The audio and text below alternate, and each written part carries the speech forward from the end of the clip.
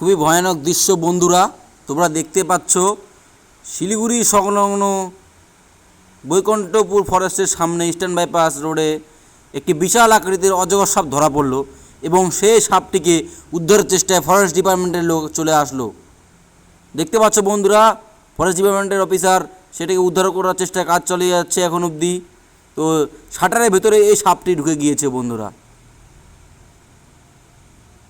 তো শাটারের ভেতর থেকে অনবরত চেষ্টা চালিয়ে যাচ্ছে ফরেস্ট ডিপার্টমেন্টের অফিসাররা। তো সাপটি মূলত মোটামুটি অনেক বড়। তো তোমরা ভিডিওটি কন্টিনিউ দেখতে থাকো। আবারও বলছি, শিলিগুড়ি সংলগ্ন ইস্টার্ন বাইপাস রোডের পাশাপাশি এই সাপটি ধরা পড়েছে। তো দেখতে পাচ্ছ এটা কত বড় সাপ, একটি বিশাল আকারের সাপ, শাটারের মধ্যে এই সাপটি ধরা পড়েছে বন্ধুরা। তো খুবই ভয়ানক ঘটনা বন্ধুরা। তো দেখো বন্ধুরা সাপটা কত বড়, বাপরে বন্ধুরা, এত বড় সাপ।